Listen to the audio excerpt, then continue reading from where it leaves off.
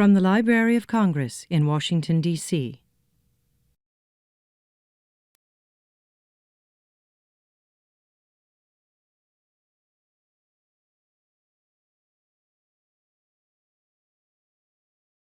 Welcome, everyone. Welcome to the Rare Book and Special Collections Division Thursday at 3 lecture series.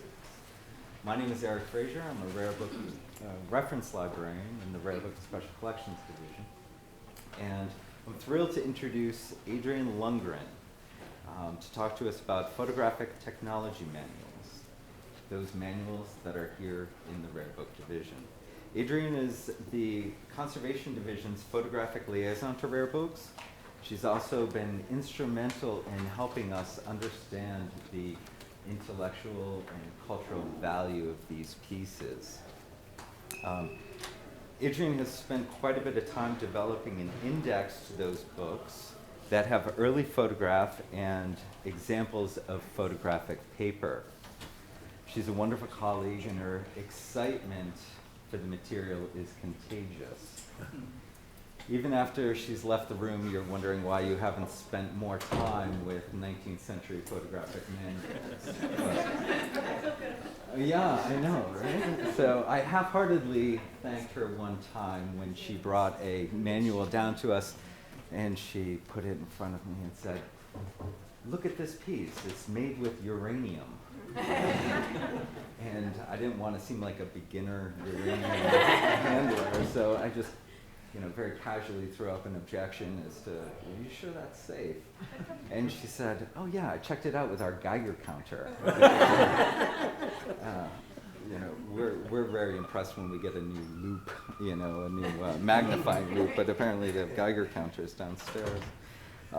She was able to spend quite a bit of time with this collection and other photographic collections when she was the Kluge Staff Fellow in 2012. Her project was called Photographs of F. Holland Day, creating a materials-based catalog raisonné for photography. And she has a webcast by the same name that's available on the Library of Congress webcast page. Okay. Adrienne's talk will last about 35 minutes, and if we can keep the questions to the very end, that would be helpful. And for those of you in the audience today, you can see that we have quite a few examples out on the table. At the very end, if we let Adrienne and Adrienne alone turn the pages for those pieces, that would be helpful as well. All right? Thank you very much. Adrienne Lundgren.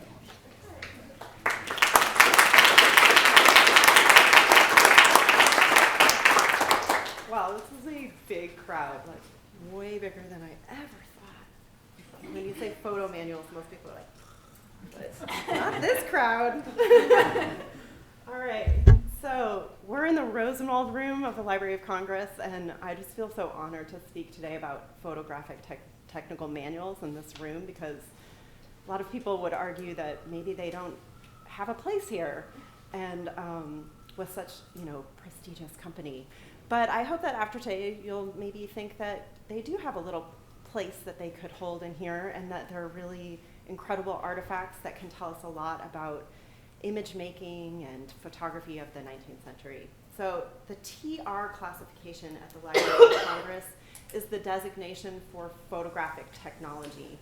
And when you're a photo conservator like me, this is like the holy grail. It's like, you wonder something and you go into the TR section and the answers are like there for you. So when I came to the Library of Congress, I went into the TR section, having been at other institutions where that section's very small, maybe a couple hundred books, and we had 78,000 books. Right? So I'm like, whoa, it's like as far as the eye can see for row after row after row. And of course, we're at the Library of Congress, so you imagine that there are books that exist nowhere else in the world, and that's true. But actually what was really fascinating to me about the collection was there were books with original samples in them. And I became really interested in these and really started to see the untapped potential on these books. So let's get going. So to understand the history of photography, we really need to understand that it's a manufactured history for the most part, which means you would buy these things to make photographs on, right? So even as Daguerre was announcing the daguerreotype in 1839, he was simultaneously forming a partnership with his brother-in-law, Alphonse Giroux, and he was marketing photographic cameras, but also supplies to make photographs and photographic varnishes. So here's a Daguerre camera. You can see his label, and he would sign each camera. They're very cool. They have one at the George Eastman Museum. And soon after, daguerreotype plates were manufactured in factories in the United States and abroad. And then larger factories started to open, not only manufacturing plates, but also supplying everything for the process, including the housings that the photographs would go in after they were made. And so here's one of those factories. This is E. Anthony and Company, later to be E and H.T. Anthony. And we'll hear about them later in the talk. But in this illustration, you see workers creating brass mats and preservers like those you see used to house this daguerreotype in the corner. So they would make these metal pieces that then you would put onto the daguerreotype.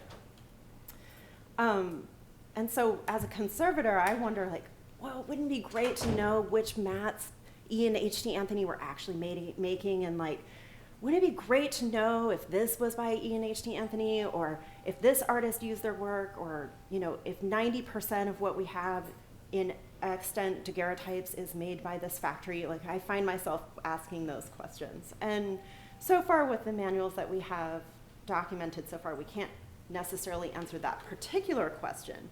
But these manuals do tell us a tremendous amount about the manufacturers of photographic papers, varnishes, accessories, paper mats, and mounts. And so much of that information about this manufactured history is stored in these 78,000 volumes that we have here at the library. And information like this gives us an unprecedented look at like the industry surrounding photography that was used to make billions of images in the 19th century. So we should understand this history much better. So here's one such specimen that we found in a photographic serial called the Philadelphia Photographer. And so besides just providing a sample photograph, these images are often accompanied by recipes and then the advertisements. So the recipe will tell you exactly how this photograph was made, and then the advertisement will tell you what company marketed it, how they marketed it to photographers, which tells you a lot about like the overall like goals or what aesthetics they're appealing to for photographers and artists. And we also will know when the sample was produced because they're made in books, and books have a publication date. So they have this great dating stamp on them that's reliable. And we know that this print, for instance, is a salted paper print from the recipe. It was made on Saks paper, so to know the paper is very unusual. It was gold toned using an alkaline gold toner and post-processed with a gum Arabic varnish. We also know that this print had to have been made between June and July of 1864. So to have this level of detail about a photographic print is very rare if you find one kind of in the wild, right? But we have one captured for us as a perfect specimen of 1864 salted paper. And when we have this level of detail, this knowing the paper, how it was made, what it's varnished with, and the date, then we can call this a reference collection. And so it's something that conservators and scientists refer to a lot. A reference collection is a collection that provides known quantities for which unknown quantities can then be compared. And these collections can be examined either analytically or visually, and they tell us a lot about works of art. All right. So just for some of you who don't know a lot about conservation and kind of things to do with conservation, the use of reference collections in the aid of technical art history was really established in the 1930s with the creation of the Forbes pigment collection. And so Edward Forbes was the director of the Fogg Art Museum at Harvard, and he began to collect pigments of known date and chemical composition in order to really aid people in understanding painted materials. And then he assembled this collection of over 4,000 samples and then split that amongst institutions to really promote collaborative research. And the Library of Congress was lucky enough to be a recipient of a Forbes pigment collection, and that's now housed in the Conservation Division. And so various types of analysis could be done on these pigments by participating institutions, and now that analysis is stored in an online portal and then shared cross-institutionally. So you'll see parallels as we go through between that type of the Forbes reference collection and these books, because while we aren't going to share these books cross-institutionally, they're not so rare that they already exist cross-institutionally. And so if we can start to catalog them and share our analysis and our observations, we have a dispersed reference collection already. So as photography became more valued, I'm just going to check my time because I could just go on all day. As it became more valued, gaps in our knowledge about the technical history were revealed, and more demanding questions were asked of conservators regarding image making and technique. And so forgeries such as this scandal of posthumously printed Lewis Hine photographs emerged, and conservators were really on the forefront of responding to these questions of when was this print made? Was it really made by this person? And one of these conservators was named Paul Messier. I shouldn't say was, he's still alive. He's now the director of the Lens Media Lab at Yale, and he began to build a reference collection on 20th century silver gelatin papers. And he wanted to be able to look at that reference collection and really study it for the paper making fibers that were used at the time, the paper thickness, optical brightening dyes.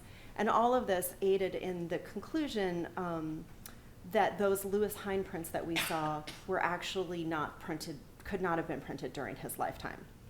So here's these, Paul gave me these slides. He grew this reference collection in this obsessive eBay buying spree where he just kind of lost his mind.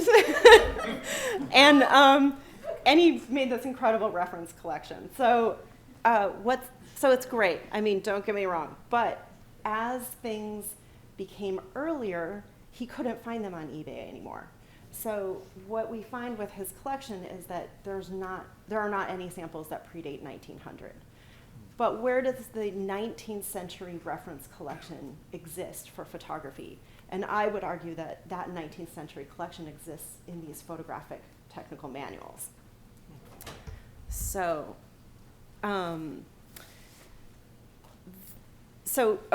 then I decided, let's do a pilot project and really show the potential of what we can unleash if we catalog these samples.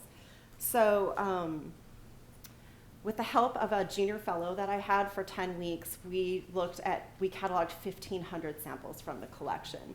And Paul Messier built this database, and then the fellow put all of the samples in. And so here's your database.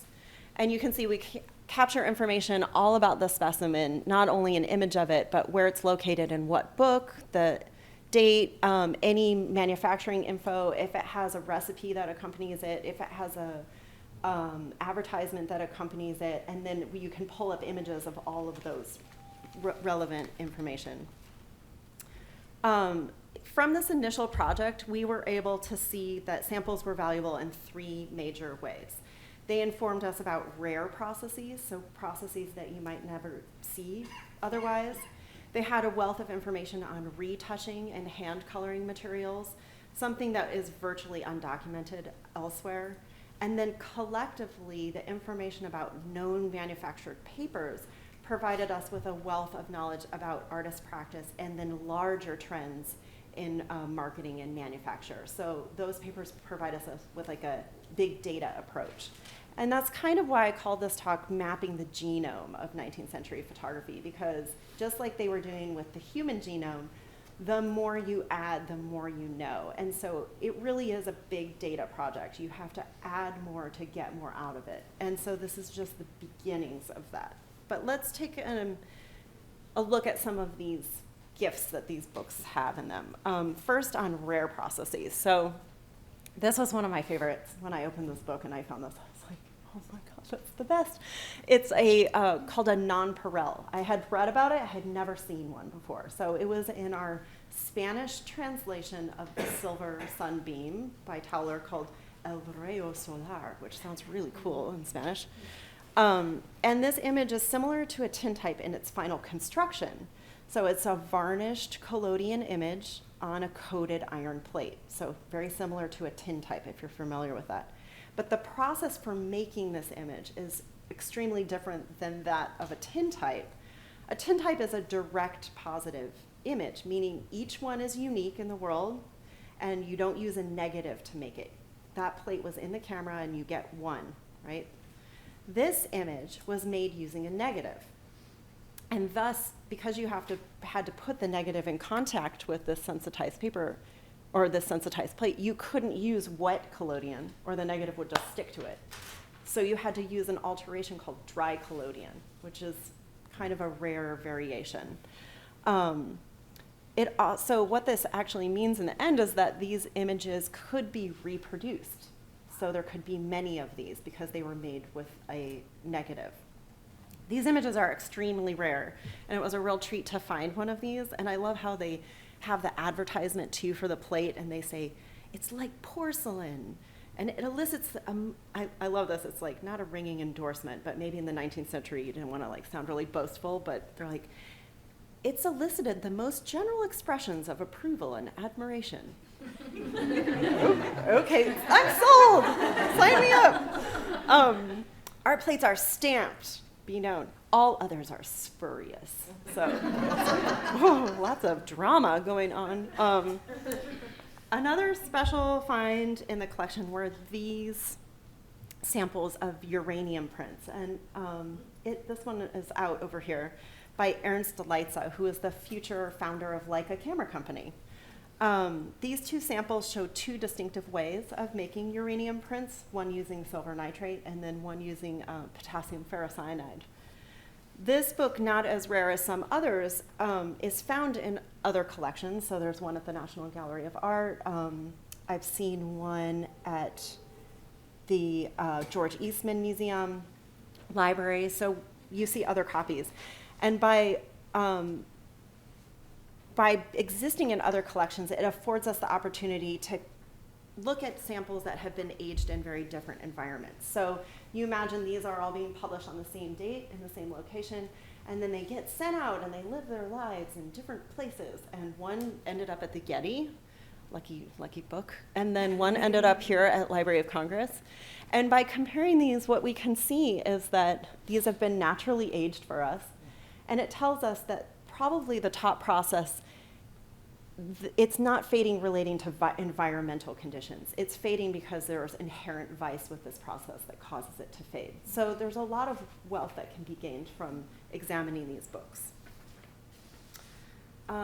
Another one of the processes that we had in these books were tintypes. So like I said before, if you're not familiar with the structure of them, they're made on an iron plate that's coated with a varnish, and then they have a collodion layer and then a varnish on top of that to protect it. And we had 7 tintypes found in our books, mostly in the Silver Sunbeam and then Easterbrook's The Ferrotype and How to Make It. But while tintypes are not rare, we see them all the time in antique shops, and I find them everywhere in like thrift stores. But to know what manufacturer made what plate that we find a tintype on, that's really rare knowledge. They usually weren't marked. And so to actually have an identified manufacturer associated with a tintype plate is really unusual.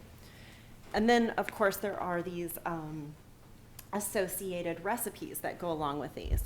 And so even on a small set of just 7 plates, you can start to see patterns. So we found 2 plates that had cracking. And then when we looked at the recipes for the plates, we could determine that the only ones with cracking are also the only ones that were varnished with diamond varnish. So most likely the cracking that we're seeing is associated with the varnish that was used. So it's interesting things like that for the technical history for conservators, it's really helpful information. And then, like I said, and then another thing that is interesting about tintypes is since they're unique and they're not made from negatives, when you're publishing a book using tintypes, and say you have 2 tintypes per book and you're doing a 200 book print run, that's 400 tintypes you have to make. You can't make those from negatives. So you're shooting 400 hand-coated plates in front of sitters. No one's going to sit for 400 portraits. They're going to be like dead by the end. So what you find is that even though these books are cataloged as being exactly the same within institutions, in fact, the samples vary. And so when we talk about redundancy in collections and reduction of collections because of redundancy, I think that we need to actually think about that a little bit more and make sure that things that we're calling redundant truly are redundant before we talk about deaccessioning or things like that. One of the things that we found that was really great, and I pulled quite a few samples over here for you guys to look at afterwards, are information on hand coloring. So hand coloring of photographs was popular from the daguerreotype all the way down, into silver gelatin. But knowledge of the materials is actually really rare. And so having these actual samples allow conservators to test pigments at various time periods to understand when something could have been made, what pigments would be present. And also because of the nature of the book format, when it's closed and it's pushing all of the oxygen out and it's not letting air pollutants get in and there's no light exposure, a lot of times we find that these pigments are preserved as best as they could possibly be. So some of them look like they were made yesterday, which is very rare. While all of these samples shown are remarkable on their own, for me, the most interesting part of cataloging these was really their collective power to show us larger trends. So we've not fully what I call mined the capacity of this data so far, and as we collect more samples, it will be more statistically accurate. But one thing that we can do in collecting this data is start to map things and chart things. So this is just a very basic chart which shows different processes over time. And so we can start to see changes in when a process is introduced and when it leaves, what it's replaced by, when it was at its peak. Or we can just look at one process within the data set. So this is the salted paper process. There's not many samples. We know it was a very popular photographic process, but it wasn't really a manufactured photographic process. You would hand make salted paper prints in the early years. So that's why we only see occasional mention of it. But what this graph does show is this resurgence of the salted paper process in the 1890s, which is virtually undiscussed in the literature.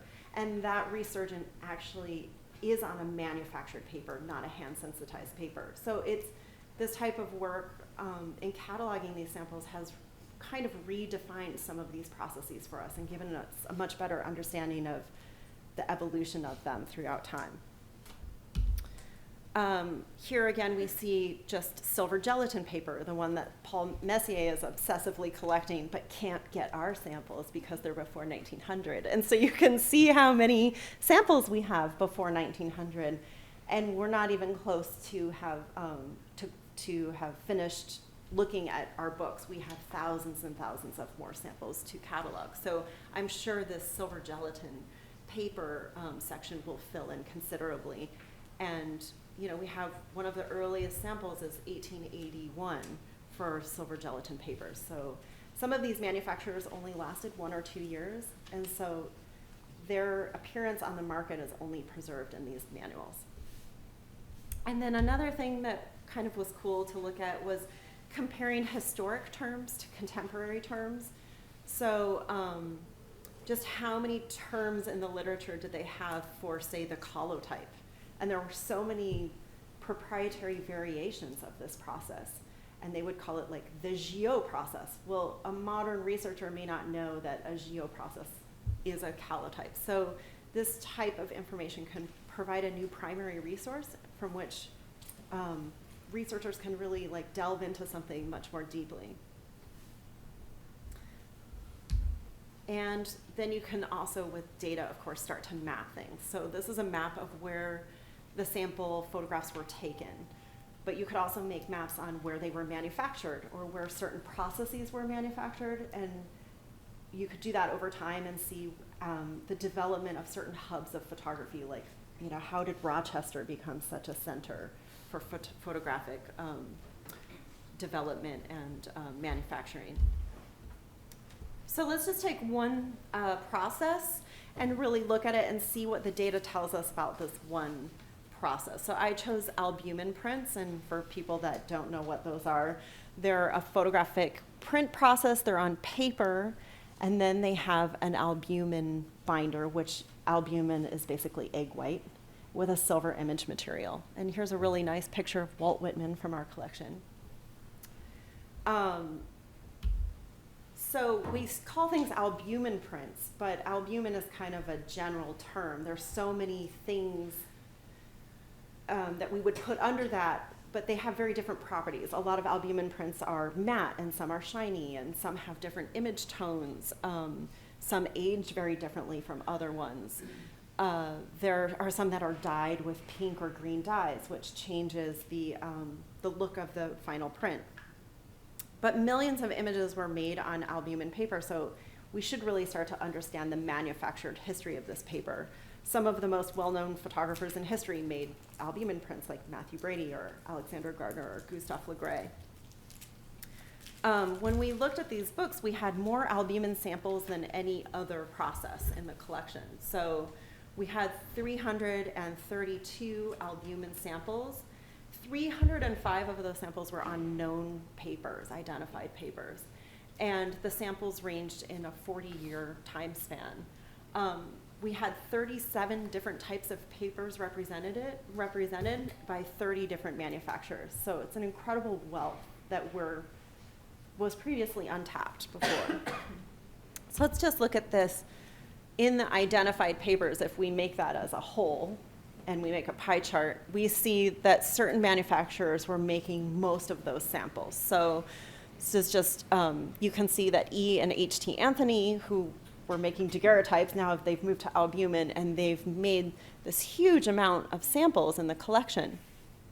But what I think is actually more interesting is when you look at the manufacturers over time, and you start to see that in the heyday of albumen, we have a huge number of manufacturers. There's a really diverse market out there. And then we have 2 years where there are no samples for some reason. And then basically, after those 2 years, E and H.T. Anthony is like taken over. So I call it egg wars. It's like a dirty business, right? They're like fought their way through the market, and they just like corporate takeover, and you know, I imagine all sorts of drama. But anyway, so they've taken over this market now, and then there's just a few small players that come in at the end. And so I think it tells us how researchers could start to use this collective aggregate of data to kind of see trends that they may not have even realized were happening before.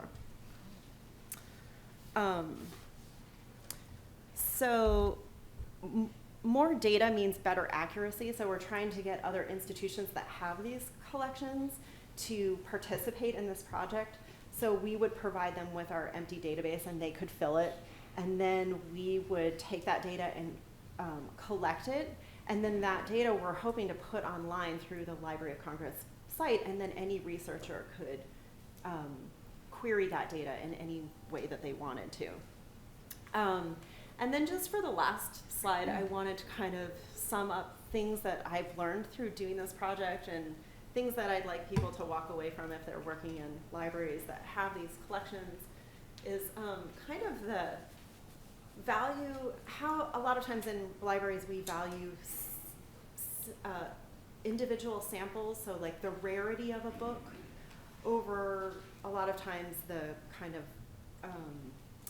large collections, but there is this real value in aggregate data that I think we need to think about more. And this has a lot to do with how collections are looking at redundancy, because for me, redundancy always just means more data, right? So never mind if you don't have enough space, it's more data for me. So, but also redundant, like I showed, redundant may not be redundant. And so I think we need to pay a lot more attention to what we mean when we say that, especially when we're thinking about deaccessioning.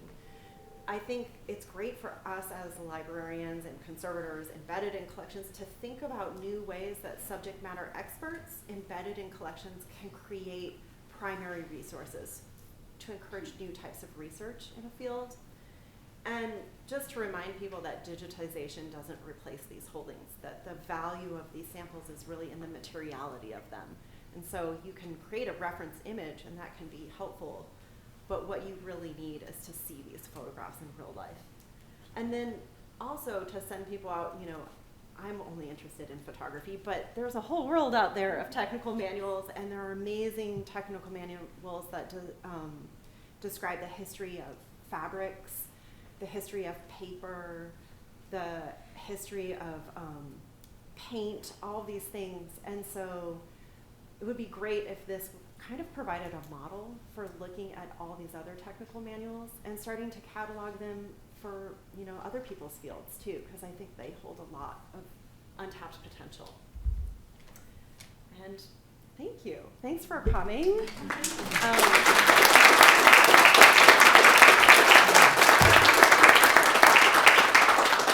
People up here are people that really helped with this project, and I especially want to thank Mark Dimunation, who, and the staff here, who really saw that even though these weren't in vellum bindings, they were still worth collecting and putting in the rare book division, which really means a lot. And we brought samples, so you should definitely take time, and if there's any questions, I'm happy to answer questions. Brunel! You're doing great talk. I was just wondering what other collections have large numbers of these volumes? Like are there Other institutions? Yeah, Well, you guys do at National Gallery. It's not large compared to us. So awesome. Measly collections. Let me think. No, the George Eastman Museum, of course, has an incredible collection. New York Public Library is actually really interested in this project. They have a great collection of these books. I'm sure the British Library probably has them, or Bibliothèque Nationale. I haven't contacted them about it yet, but I'm sure that there's a lot more than we probably know, and there's some really rare things out there. Yeah. We refer to them as boutique collections. Boutique collection. I like that. That's so PC. Yes.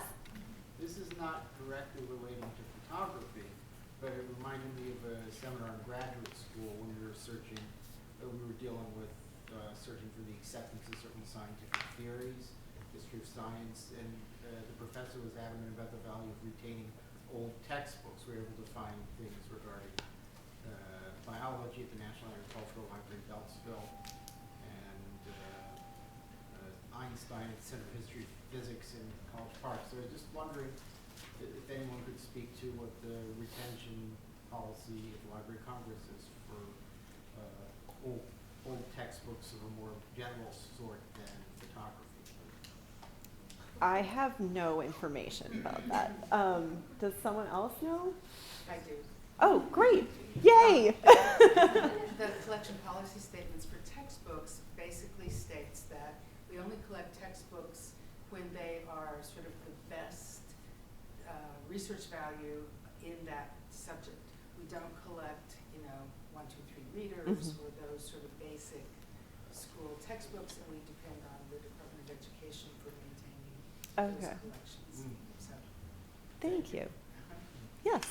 Can you say something about these books that have, as objects of that have a publishing history? Why were they published? How were they published? How were they distributed? Were they promoting something?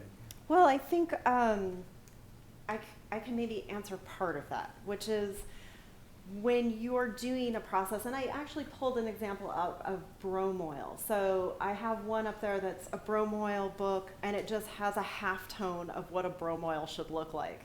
And then I have a book in front of it that actually is about bromoils and has bromoils in it. And when you're doing photography and you're reading about a process and you've never done it before, and you maybe have never even seen it, you need a sample because you don't know what you're trying to shoot for and if you're getting that. And so these were instructional manuals for a lot of people, and that piece provided them a reference of what they were trying to achieve, right? But not all of these processes endured. Right? Yeah, so I mean, I think some of them were trying to get momentum, like the nonpareil. Maybe it never took off. Dry collodion is a little bit persnickety, which is why most people tended to stay with wet collodion. I think it wasn't maybe as easy from what I've heard.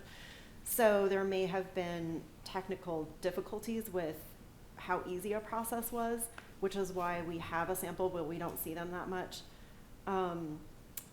In the one with the uranium prints, it was a means to show all of the processes that one could do to make copies of architectural drawings. And so if you look in that book, there's 10 samples. So it's almost like a complete look at what people could do to make architectural drawing copies.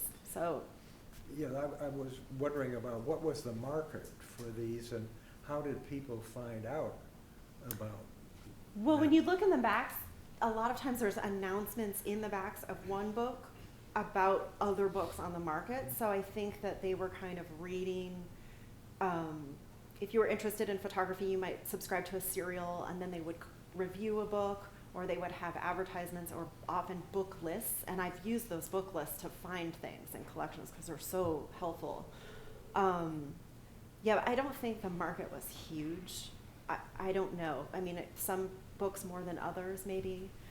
But I think, making the tintype and how to make it, and you're making 2 tintypes, can't imagine your print run with being more than 200. I mean, it just seems crazy to have to even make that. So, yeah, I don't know exactly. Yes. This gets to the issue of the manufactured. I'm researching a biographical subject who happens to have been a woman during the globe-trotting era who traveled in the Far East, did a lot of her own photography. Mm-hmm. And so I'm hearing here that there are a lot of variables.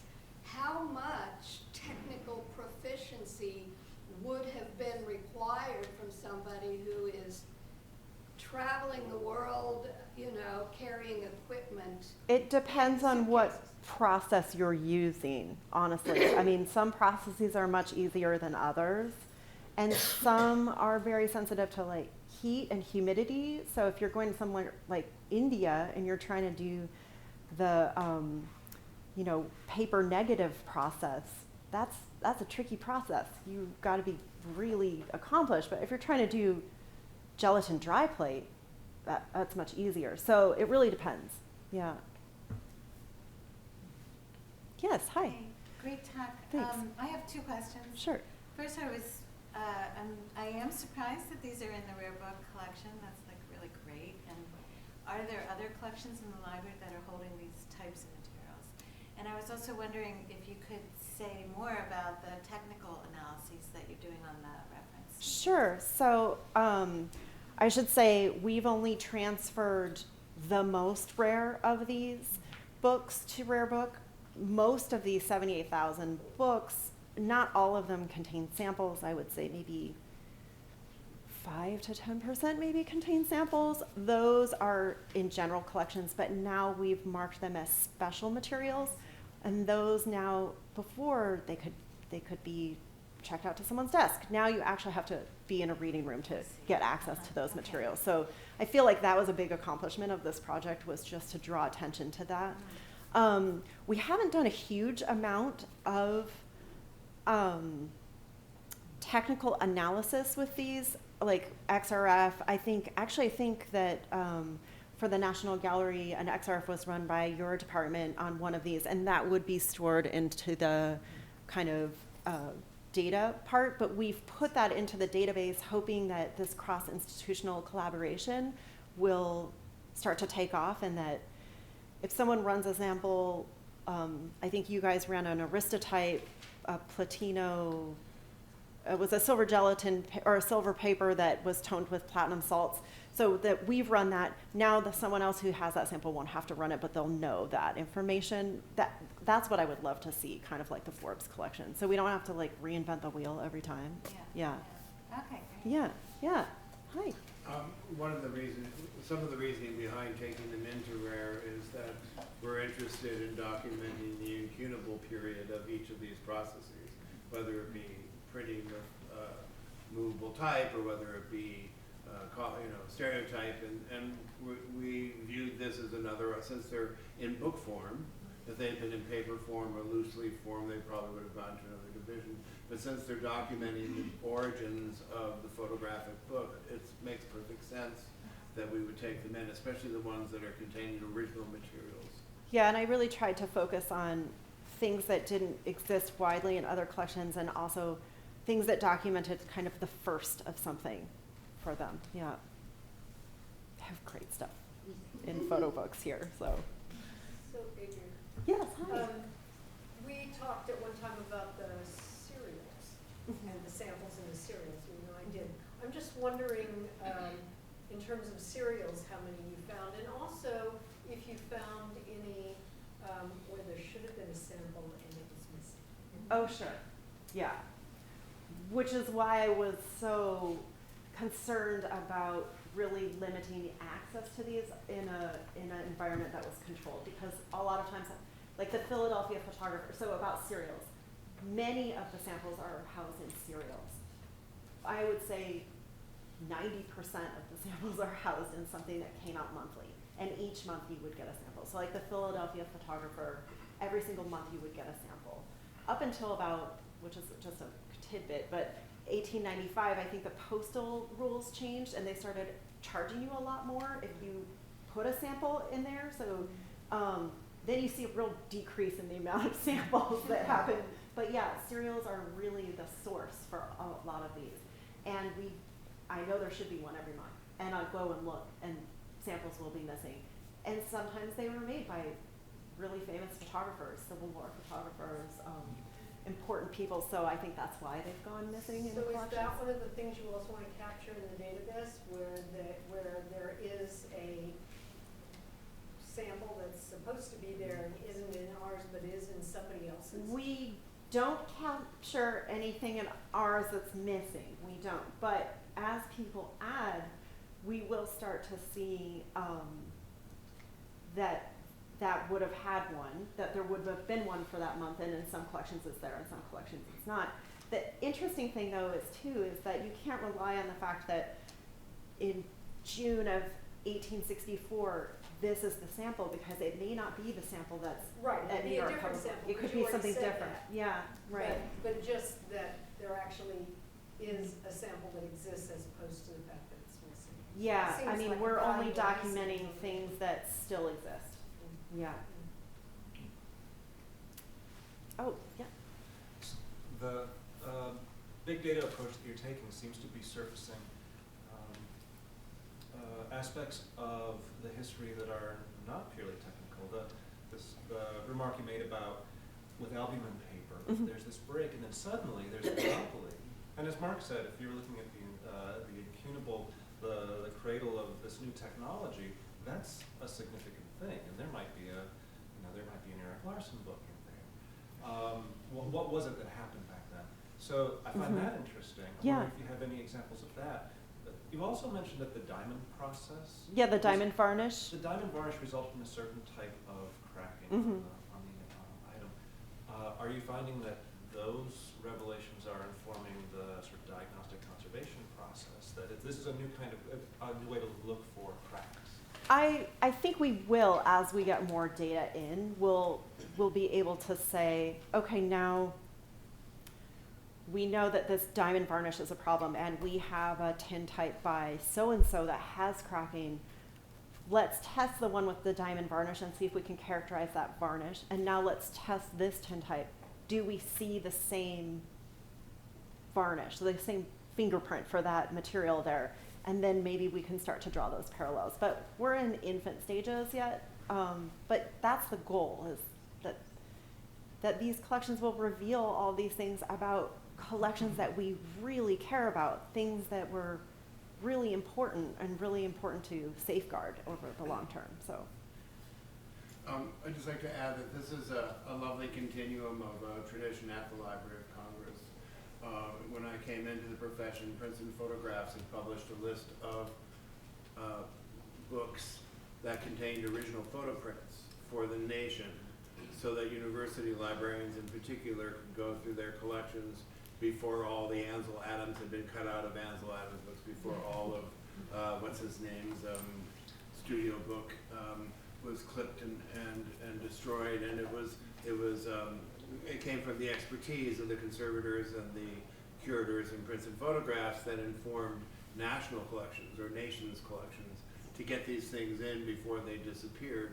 And this is just one more step in that process of, as an institution that deals with the material object, both curatorially and in terms of conservation and preservation, this is really important work for us to do, I think. thank you. I agree.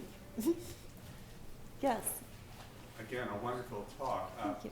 Were these processes patented, and would the patent office have had a collection or have a collection of them? So many of these were patented.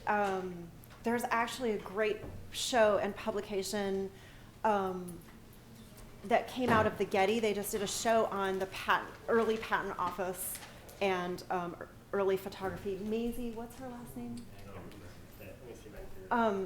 Anyways, if you're interested in the patent office, I mean, that show was amazing. She gave a talk about it. I was blown away. But they did have samples for certain things. Yes, they would have been sometimes patented. Sometimes the changes weren't seen as significant enough to it warrant a patent. So they would have been rejected for a patent anyways. Like they didn't like to patent things that were minor changes, had to involve like full-on new research. So I don't know if the variation would have been captured in that realm. Yeah. All right, shall we look at books?